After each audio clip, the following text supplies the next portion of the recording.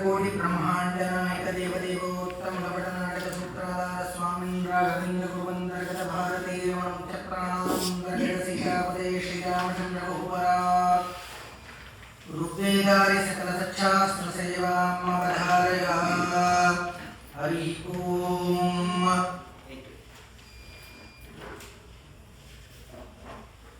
हरि ओम स्वादिष्टयामदिष्टयामवस्व सोमधाराय इन्द्राय पातवे सुतः रक्षोः विश्वदर्शनिरभियो हिमयो हतं दृढासदस्तमासादत् वरिवोढातामो भवमम्हिष्टो वृत्तहन्तामः पर्षिराधो मघोनाम् अभ्यर्षमहानां देवानां वीतिमन्दासा अभिवाजमुदश्रवाः त्वामच्छाचरामसि तदिदर्थं दिवे दिवे इन्द्रोद्वेन भाषसा पुनातीते परिश्रुतं शोभं सूर्यस्य दुहिता वारे शश्वप्रातनाः तमीमन्वी समर्या गृह्णन्ति योषाणो दश स्वसाहपारे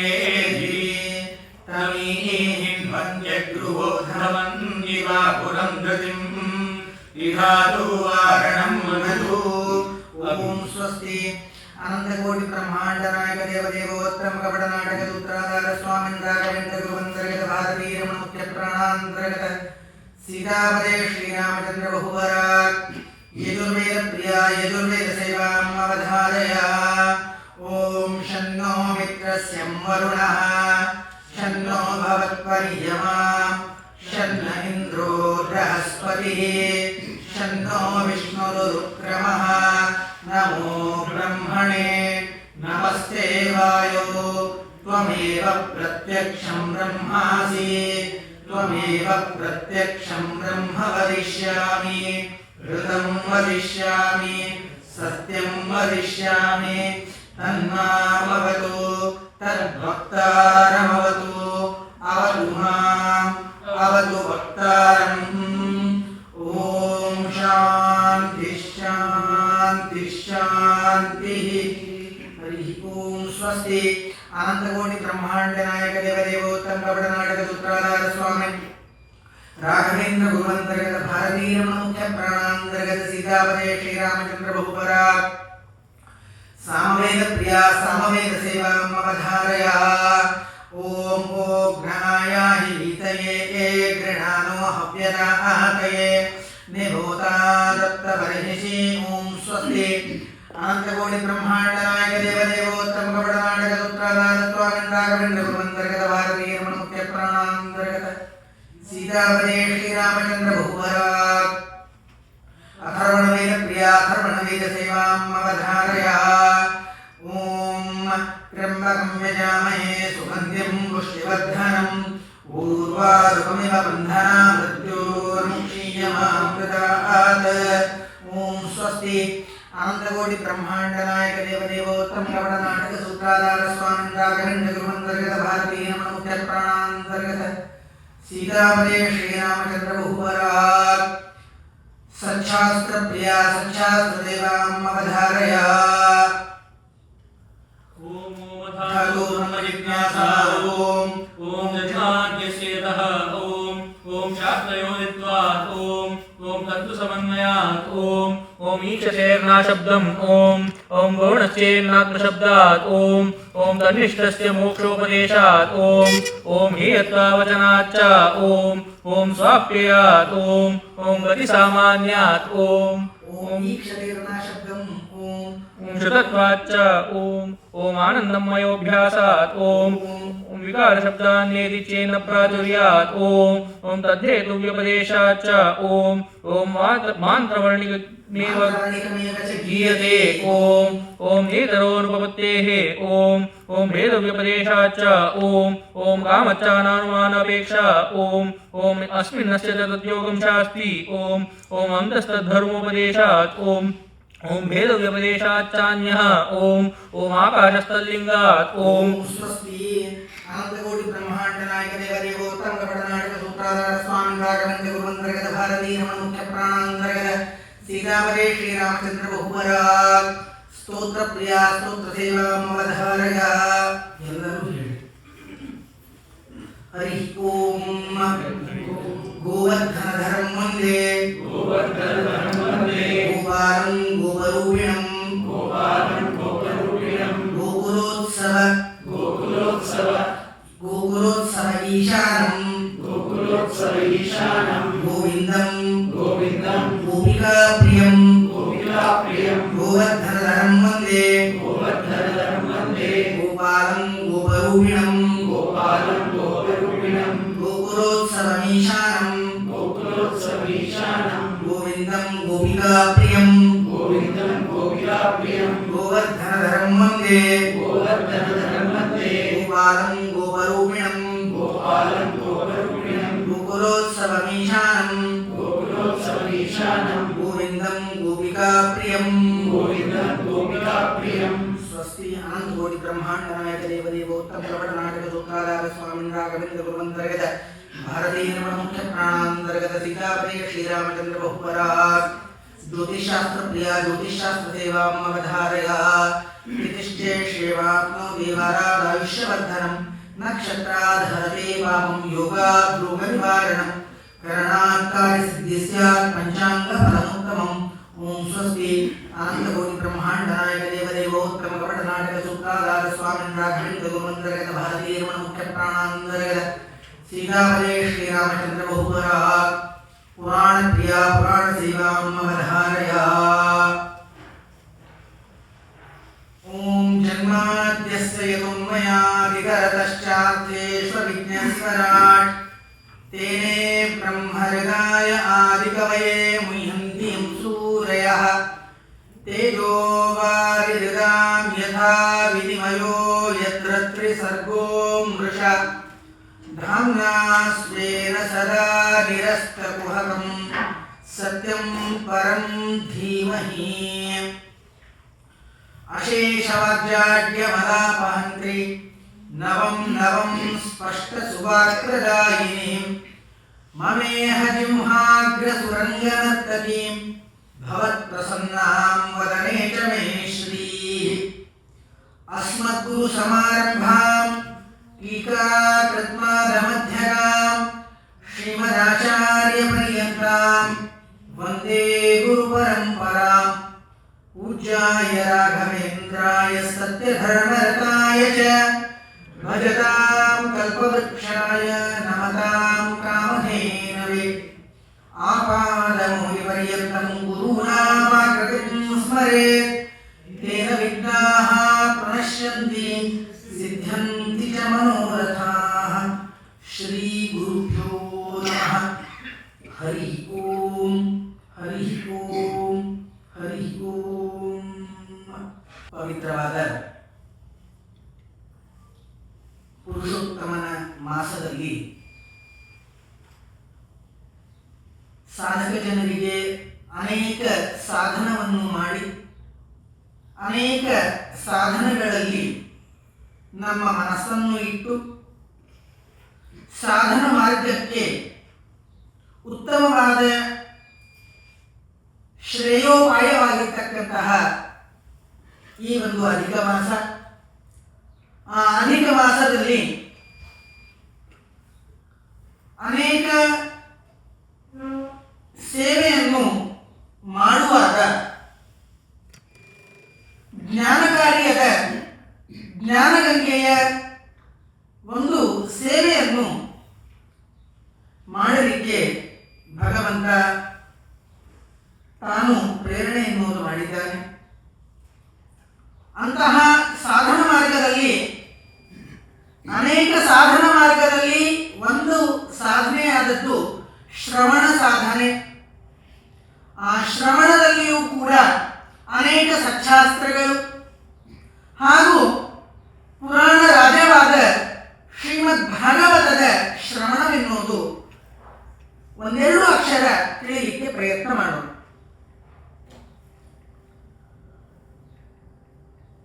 ಶ್ರೀಮದ್ ಭಾಗವತ ಹಿಂದೆ ತಿಳಿಸಿದಂತೆ ಸಾಕ್ಷಾತ್ ಶ್ರೀಕೃಷ್ಣನ ಒಂದು ಪ್ರತಿಮೆ ಆಗಿದೆ. ಆ ಗೋವಿಂದನ ಪ್ರತಿಮೆಯಾಗಿರ್ತಕ್ಕಂತಹ ಶ್ರೀಮದ್ ಭಾಗವತ, ಶ್ರೀಮದ್ ಭಾಗವತದ ಒಂದು ಅಕ್ಷರ ನಮ್ಮ ಕಿವಿ ಮೇಲೆ ಬೀಳಬೇಕು ಅಂತಂದ್ರೆ ಎಷ್ಟೋ ಕೋಟಿ ಜನ್ಮಗಳು ತಾಳಿ ಬರಬೇಕಾಗ್ತದೆ ಎನ್ನುವುದು ಭಾಗವತದ ಮೊದಲು ತಿಳಿಸಿಕೊಟ್ಟಿದ್ದಾರೆ. ಯಾವುದೇ ಒಂದು ಕಾರ್ಯ ಮಾಡಬೇಕಾದರೆ ಅದರಲ್ಲಿ ನಮ್ಮ ಪ್ರಯೋಜನ ಏನಿದೆ ಅನ್ನೋದನ್ನು ನಾವು ಹುಡುಕ್ತೇವೆ. ಪ್ರಯೋಜನಂ ಅನುದ್ದಿಶ್ಯ ನ ಮಂದೋಪಿ ಪ್ರವರ್ತದೆ. ಶಾಸ್ತ್ರ ತಿಳಿಸಿಕೊಡ್ತಾರೆ, ಏನೇ ಒಂದು ಪ್ರಯೋಜನ ಇತ್ತು ಅಂತಂದ್ರೆ ನಾವು ಅದಕ್ಕೆ ಒಂದು ಖುಷಿಯನ್ನು ಕೊಡ್ತೇವೆ. ನಮಗೇನು ಅದರಿಂದ ಲಾಭ ಇದೆ ಅದನ್ನು ನಾವು ಮೊದಲು ನೋಡ್ತೇವೆ. ಸರಿ, ಭಾಗವತ ಕೇಳೋದ್ರಿಂದ ನಮಗೇನು ಲಾಭ ಅದ ಅಂತಂದ್ರೆ ಅದಕ್ಕಾಗಿ ಹೇಳ್ತಾ ಇದ್ದಾರೆ, ಆ ಲಾಭವೆನ್ನುವುದು ಪಡೆದುಕೊಂಡದ್ದರಿಂದಲೇನೆ ನಿಮಗೆ ಆ ಭಾಗವತದ ಭಾ ಅಕ್ಷರವೆನ್ನುವುದು ಕಿವಿ ಮೇಲೆ ಬೀಳ್ತಾ ಇದೆ. ಸಂಪೂರ್ಣ ಭಾಗವತವೆನ್ನುವುದು ದೂರ ಇರಲಿ, ಆ ಭಾಗವತದ ಭಾ ಎನ್ನುವುದು ಏನದ ಅದನ್ನು ನಾವು ಕೇಳಿದರೆ ನಮ್ಮ ಭಾಗ ಏನಿದೆ ಆ ಭಗವಂತ ತ ಅಂತಂತಾನಂತೆ. ಅಂದ್ರೆ ಭಾಗವತ ಅಂದ್ರೆ ಆ ಭಗವಂತನ ಹತ್ತಿರ ಹೋಗಬೇಕು ಅಂತಂದ್ರೆ ಆ ಭಾಗವತವೆನ್ನುವುದು ನಾವು ಕೇಳಿದೆ. ಶ್ರೀಮದ್ ಭಾಗವತದಲ್ಲಿ ಮೊದಲು ಗೋಕರ್ಣ ಮಹಾತ್ಮೆ ಎನ್ನುವುದು ತಿಳಿಸಿಕೊಡ್ತಾ ಇದ್ದಾರೆ. ಆತ್ಮದೇವ ಎನ್ನುವ ಒಬ್ಬ ಸಾಧಕ ಇದ್ದ. ಅವನ ಹೆಂಡತಿ ಧುಂದುಲಿ ಎನ್ನುವ ಅವಳ ಹೆಸರು. ಹೆಸರಿನ ತಕ್ಕಂತೆ ಆಕೆಗೆ ಉಂಡಿದ ಅನ್ನ ಜೀರ್ಣವಾಗಬೇಕು ಅಂತಂದ್ರೆ ನಿತ್ಯ ಒಂದು ಜಗಳ ಬೇಕೇ ಬೇಕು. ಅಂದ್ರೆ ಆ ಅನ್ನ ಜೀರ್ಣವಾಗಬೇಕು, ಹೆಸರಿನ ತಕ್ಕಂತೆ ಇತ್ತು. ಆದರೆ ಆತ್ಮದೇವ ಮಹಾಸಾತ್ವಿಕ. ಏನೇ ಆದರೂ ಸಹಿತ ಭಗವಂತನ ಮೇಲೆ ನಂಬಿಕೆ, ವಿಶ್ವಾಸ, ತಮ್ಮ ಸಾಧನವೆನ್ನುವುದು ಮಾಡುತ್ತಾ ಇತ್ತು. ಅದಕ್ಕೆ ತದ್ವಿರುದ್ಧವಾಗಿರ್ತಕ್ಕಂಥವಳು ಅವನ ಮಡದಿ. ಅನೇಕ ದಿವಸಗಳು ಹೊರಟ ಹೋದವು, ಸಂತಾನ ಪ್ರಾಪ್ತಿಯೇ ಇಲ್ಲ. ಆತ್ಮದೇವನಿಗೆ ಬಹಳ ಕಷ್ಟವಾಯಿತು. ಇಷ್ಟೆಲ್ಲ ಆದರೂ ಸಹಿತ ಸಂತಾನ ಇಲ್ಲಲ್ಲ ನಮಗೆ. ಒಂದು ಸಂತಾನವಾದರೆ ನಾನು ಮರಳಿ ಹೋದಾಗ, ನಾನು ಸತ್ತು ಹೋದಾಗ ನನ್ನ ಹೆಸರಿಗೆ ಶ್ರಾದ್ದ ಮಾಡುವನಾದರೂ ಒಬ್ಬ ಬೇಕಲ್ಲ. ಈ ಜನ್ಮ ವ್ಯರ್ಥವಾಗಿ ಹೋಗ್ತದಲ್ಲ ಅಂತ ಅನೇಕ ವ್ರತ ಉಪವಾಸಗಳನ್ನು ತಾನು ಒಬ್ಬನೇ ಮಾಡಿ. ಅಂತಹ ಸಮಯದಲ್ಲಿ ಒಬ್ಬ ಸಾಧು ಪುರುಷರು ಅಲ್ಲಿ ಬರ್ತಾರೆ. ಅವರಿಗೆ ಹೋಗಿ ಭೇಟಿ ಆಗ್ತಾರೆ. ಅವರು ತಮ್ಮ ದಿವ್ಯ ದೃಷ್ಟಿಯಿಂದ ನೋಡ್ತಾ ಇದ್ದಾರೆ. ನೀನು ಏನು ಕೇಳ್ತಾ ಇದೆಯಲ್ಲಪ್ಪ, ಅದು ಈ ಜನ್ಮದಲ್ಲಿ ಸಾಧ್ಯವಿಲ್ಲ. ಹಿಂದ ಅನೇಕ ನೀನು ಬಾಲಹತ್ಯಾದಿಗಳನ್ನು ಮಾಡಿದ್ದರಿಂದ ಈ ಜನ್ಮದಲ್ಲಿ ನಿನಗೆ ಆ ಸುಖ ಇಲ್ಲ. ಸ್ವಾಮಿ, ಏನೇ ಆಗಲಿ, ವಿಪ್ರವಾಕ್ಯೋ ಜನಾರ್ದನ, ನೀವು ಏನು ಹೇಳ್ತೀರಿ ಅದು ಭಗವಂತ ನುಡಿಸ್ತಾರೆ. ಬ್ರಾಹ್ಮಣರು ಏನು ಹೇಳ್ತಾರೆ ಅದು ಜನಾರ್ದನನ ವಾಕ್ಯ. ನಿಮ್ಮ ಮೇಲೆ ಸಂಪೂರ್ಣ ವಿಶ್ವಾಸ ಇದೆ. ನೀವು ಅನುಗ್ರಹ ಮಾಡಿದ್ರೆ ಏನೂ ಆಗೋದಿಲ್ಲ ಅಂತಿಲ್ಲ, ಏನೋ ಒಂದು ಅನುಗ್ರಹ ಮಾಡಿ ಆಯ್ತಪ್ಪ ಅಂತ ಅಂದ್ಕೊಂಡು ಒಂದು ಹಣ್ಣು ಅವರ ಅಭಿಮಂತ್ರಣ ಮಾಡಿ ಕೊಡ್ತಾರೆ. ಇದು ನಿನ್ನ ಹೆಂಡತಿಗೆ ತಿನ್ನಿಸ್ಬೇಕು.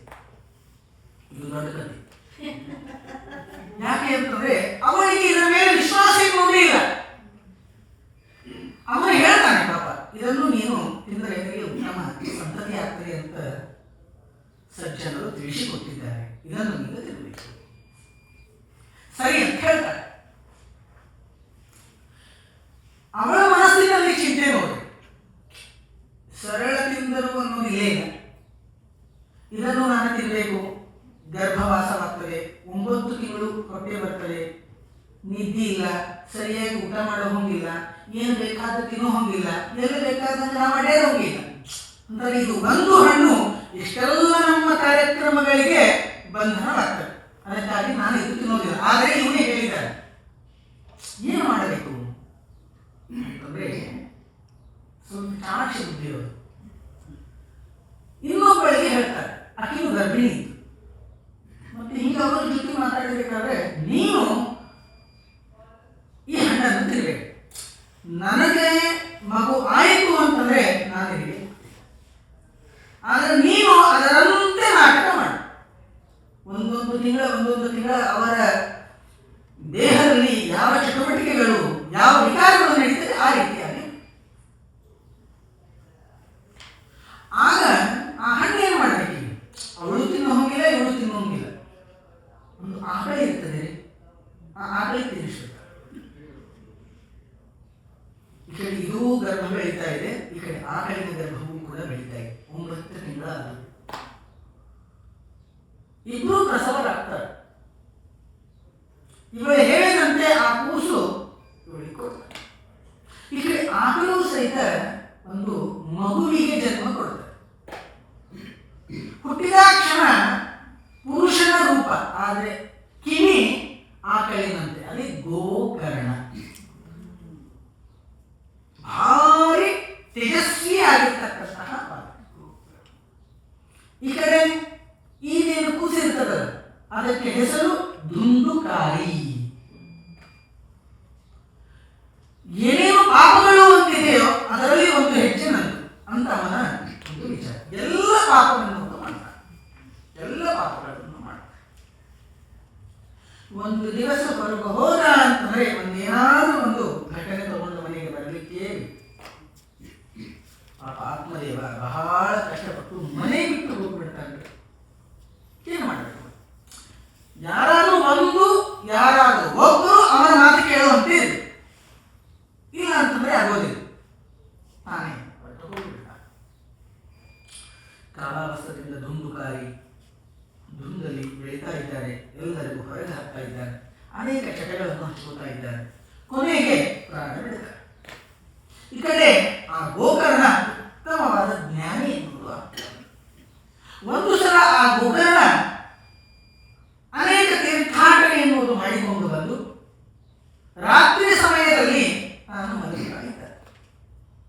ಮಲಗುತ್ತಾ ಇರುವಾಗ ದುಂದುಕಾರಿ ಏನಿರ್ತಾನೆ, ಅವನ ದೇಹ ಬಿಟ್ಟಿದಾಗ ಅವನ ಕರ್ಮನೇ ಆಗಿರಲಿ, ಮಹಾಪ್ರೇತನಾಗಿ ಬಿಡ್ತಾನೆ, ಮಹಾಪ್ರೇತನಾಗಿ ಇರ್ತಾನೆ. ಬಾಗಿಲು ಬಡಿತಾ ಇದ್ದಾನೆ, ಗೋಕರ್ಣ ಬಾಗಿಲು ತೆಗೆದಾಗ ಮಹಾವಿರಾಟ್ ಅಪರಾವತಾರ, ದೊಡ್ಡದು, ಭಯಾನಕರು. ಗೋಕರ್ಣ ಅನ್ನೋದಿಲ್ಲ, ಯಾರಪ್ಪ ನೀನು? ನಾನು ನಿಮ್ಮ ಅಣ್ಣ ಅಂತ ಹೇಳ್ತಾನೆ. ದುಂದುಕಾರಿ, ಎಂಥದ್ದು ಇದು ರೂಪ ನಿಂದು? ನಾನು ಗಯಾದಲ್ಲಿ ಶ್ರಾದ್ದ ಮಾಡಿದ್ದೇನೆ ನಿಂದು ಅಂತ ಗೋಕರ್ಣ ಅಂತಾನೆ. ಆ ಗಯಾ ಒಳಗೆ 100,000 ಶ್ರಾದ್ದ ಮಾಡಿದ್ರು ನನ್ನ ಪಾಪ ತೊಳೆದು ಹೋಗೋದಿಲ್ಲ, ಅಂತಹ ಪಾಪವೆನ್ನುವುದು ನಾನು ಮಾಡಿದ್ದೆ. ಹಾಗಾದ್ರೆ ಏನು ಮಾಡಿದೆ? ನೀನೇ ನನ್ನ ಉದ್ಧಾರ ಮಾಡಬೇಕು. ಸರಿ ಆಯ್ತು ಅಂತ ಹೇಳ್ತಾನೆ. ಗೋಕರ್ಣ ಏನು ಮಾಡ್ತಾನೆ?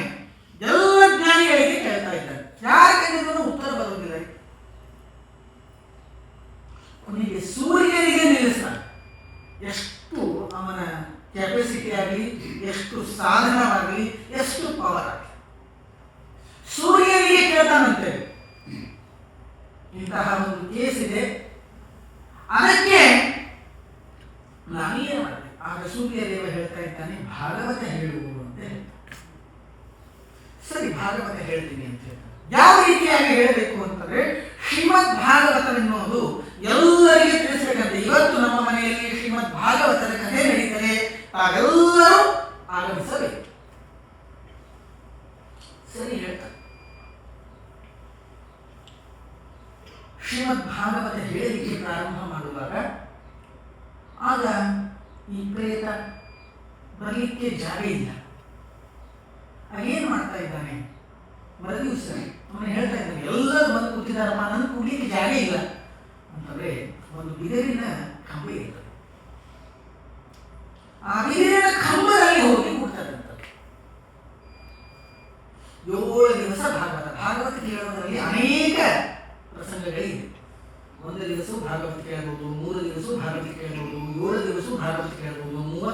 ಭಾಗವತ ಕೇಳಬೇಕು, ವರ್ಷಾನುಗಟ್ಟಲೆ ಭಾಗವತ ಎನ್ನುವುದು ಕೇಳಿ. ಅದರಲ್ಲಿ ಪ್ರಸಿದ್ಧವಾಗಿರತಕ್ಕಂಥದ್ದು ಸಪ್ತಾಹ ಕ್ರಮ ಅನ್ನೋದು ಈಗ ಪ್ರಸಿದ್ಧವಾಗಿದೆ. 7 ದಿವಸ ಭಾಗವತ ಕೇಳಿ. ಸರಿ, ಭಾಗವತ ಹೇಳಲಿಕ್ಕೆ ಪ್ರಾರಂಭ ಮಾಡ್ತಾ ಇದ್ದಾರೆ. ಹೇಗೆ ಒಂದೊಂದು ದಿವಸ ಬರ್ತದೆ, ಆ ಬಿದಿರಿನ ಒಂದೊಂದು ಗಂಟುಗಳಿರುತ್ತವೆ. ಬಿದಿರಿನ ಕೋಲು ನಾವು ನೋಡಿರ್ತೀವಿ, ಸೈಡಿಗೆ ಕೊಂಬುಗಳಿರ್ತವೆ. ಆ ಒಂದೊಂದು ಕೊಂಬು ಸಿಡಿದು ಹೋಗ್ಲಿಕ್ಕೆ ಪ್ರಾರಂಭ ಬರ್ತದೆ. 7 ದಿವಸ ಆದಮೇಲೆ ಆ ಬಿದಿರಿನ 7 ಕಂಬಗಳು ಒಡೆದು ವಿಮಾನ ಬರ್ತದೆ. ಆಗ ಆ ಪ್ರೇತಕ್ಕೆ ಉದ್ಧಾರ ಮಾಡ್ತಾರೆ, ಉತ್ತಮವಾಗಿರ್ತಕ್ಕಂತಹ ರೂಪ ಬರ್ತದೆ. ಇದು ಆಯಿತು ಆ ದುಂದುಕಾರಿಯ ವಿಚಾರ. ಆಗ ಮತ್ತೆ ಒಂದು ಜಗಳ ಆಯಿತು. ಭಾಗವತ ಕೇಳೋರು ನಾವೆಲ್ಲರೂ ಕೇಳಿ, ಆದರೆ ಉದ್ಧಾರ ಆದವನು ಯಾರು? ಆ ದುಂದುಕಾರಿ. ಎಲ್ಲರೂ ತಪ್ಪು ಯಾರು ಕೇಳಿದ್ರು? ಗೋಕರ್ಣ ಹೇಳಿದ್ರು. ಆಚಾರ್ಯ ನಾವು ಕೇಳುವ ಮತ್ತೆ ನಮಗೂ ಮತ್ತು ವಿಮಾನ ಬಂದೇ ಇರಲ್ಲ ಅಂದರೆ ಅದಕ್ಕಾಗಿ ಶಾಸ್ತ್ರ ಹೇಳ್ತದೆ. ಆಗ ಗೋಕರ್ಣ ಹೇಳ್ತಾರೆ, ನೀವೆಲ್ಲರೂ ಕೇಳಿದಿರಿ, ಆದರೆ ಕೇಳಿ ಅದು ಇಲ್ಲೇ ಬಿಟ್ಟು ಹೋಗ್ಬಿಟ್ರಿ. ಆದರೆ ಆ ಪ್ರೇತ ಏನಿದೆ ಅದು ಮನನ ಮಾಡಿದಂತೆ, ಮನನ ಚಿಂತನವೆನ್ನುವುದು ಮಾಡಿ ಮಾಡಿ ಮಾಡಿ ಅದು ಉದ್ಧಾರವಾಗಿದೆ. ಮತ್ತೆ ಭಾಗವತ ಹೇಳ್ತಾನೆ, ಎಲ್ಲರಿಗೂ ಸಹಿತ ಉದ್ಧಾರವೆನ್ನುವುದು ಮಾಡ್ತಾರೆ. ತಾತ್ಪರ್ಯ ಏನು ಅಂತಂದ್ರೆ, ಶ್ರೀಮದ್ ಭಾಗವತವೆನ್ನುವುದು ಕೇಳಿ ಅದರಂತೆ ನಮ್ಮ ನಿಜ ಜೀವನದಲ್ಲಿ ನಾವು ನಡೆಯಬೇಕು. ಶ್ಲೋಕಾರ್ಧಂ ಶ್ಲೋಕಪಾದಮ್ಮ ಅಂತ ಹೇಳ್ತಾ ಇದ್ದಾರೆ. ಶ್ರೀಮದ್ ಭಾಗವತರ ಅರ್ಧ ಶ್ಲೋಕ, ಒಂದು ಪಾದ, ಒಂದು ಶ್ಲೋಕವಾದರೂ ನಾವು ಶ್ರೀಮದ್ ಭಾಗವತದ ಕೇಳಲೇಬೇಕು ಅಂತ ಹೇಳ್ತಾ ಇದ್ದಾರೆ. ಮೊಬೈಲ್ನಲ್ಲಿ ಅನೇಕ ಸಾಧನೆಗಳನ್ನು ನೋಡಿದೆ. ನಾವು ಪ್ರತಿಯೊಂದಕ್ಕೂ ಸಹಿತ ಗುಡ್ಡದ ಮೇಲೆ ಹೋಗಬೇಕು, ಜಂಗಲಕ್ಕೆ ಹೋಗಬೇಕು ಅಂತ ಇಲ್ಲೇ ಇಲ್ಲ, ಕೇಳಿದರೆ ಸರ್. ಆ ಭಾಗವತದ ಒಂದೊಂದು ಅಕ್ಷರಗಳನ್ನು ಕಿವಿ ಮೇಲೆ ಬೆಳೆದ ಹೋದರೆ ನಮ್ಮ ಜೀವನವನ್ನೇ ಬದಲಾಯಿಸುವ ಒಂದು ತಾಕತ್ತು ಶ್ರೀಮದ್ ಭಾಗವತಕ್ಕೆ. ಇಂತಹ ಶ್ರೀಮದ್ ಭಾಗವತದ ಒಂದೊಂದು ಪ್ರಮೇಯವೆನ್ನುವುದು ನಾವು ಆ ಪುರುಷೋತ್ತಮ ಮಾಸದಲ್ಲಿ ಪ್ರತಿ ಗುರುವಾರ ರವಿವಾರ ಎನ್ನುವುದು ಕೇಳ್ತಾ ಹೋಗೋಣ. ನಾವೆಲ್ಲರೂ ಸಹಿತ ಮನೆಯಲ್ಲಿ ಯಾವುದೇ ಒಂದು ಕೆಲಸವಾದರೂ ಸಹಿತ ಶುಚಿರ್ಭೂತವಾಗಿ ಶ್ರೀಮದ್ ಭಾಗವತಕ್ಕಾಗಿ ಒಂದು 15 ನಿಮಿಷ ಕೊಡು. ಇಡೀ ಜೀವನದಲ್ಲಿ ಇಡೀ 24 ಗಂಟೆಯಲ್ಲಿ 15 ನಿಮಿಷ ಶ್ರೀಮದ್ ಭಾಗವತಕ್ಕೆ ಸಣ್ಣ ಸಣ್ಣ ಸಣ್ಣ ಸಣ್ಣ ಪ್ರಮೇಯಗಳು, ಕಥೆಗಳನ್ನು ಇದ್ದೇ ಇರ್ತವೆ. ಅದನ್ನು ಕೇಳಿ ಆ ಪುರುಷೋತ್ತಮನಿಗೆ ಕೃಷ್ಣಾರ್ಪಣ ಅಂತ ಹೇಳಿ, ಇವತ್ತು 15 ನಿಮಿಷ ಕೊಟ್ಟಿರುವ, ನಾಳೆ 20 ನಿಮಿಷ ಕೊಡುವಂತಹ ನಮಗೆ ಸಮಯ ಕೊಡು. ಅಂದರೆ ಅದರಲ್ಲಿ ರುಚಿ ಎನ್ನುವುದು ಬರ್ತದೆ. ರುಚಿ ಬಂತು ಅಂತಂದ್ರೆ ನಾವು ಅದರಲ್ಲಿ ಆಸಕ್ತವೆನ್ನುವುದು. ಈ ರೀತಿಯಾಗಿ ಶ್ರೀಮದ್ ಭಾಗವತದ ಒಂದೊಂದು ಪ್ರಮೇಯ ಎನ್ನುವುದು ಮತ್ತೆ ರವಿವಾರದ ದಿವಸ 1-2 ಅಕ್ಷರಗಳನ್ನು ಮತ್ತೆ ತಿಳಿದು ಆ ಪುರುಷೋತ್ತಮನ ಅಡಿದಾವರೆಗಳಲ್ಲಿ ಸಮರ್ಪಣೆ ಎನ್ನುವುದು ಮಾಡೋಣ. ಮಧ್ವಾಂತರ್ಗತ ಶ್ರೀ ಕೃಷ್ಣಾರ್ಪಣಮಸ್ತು. ಇಂದಿರಾರಮಣ ಗೋವಿಂದ.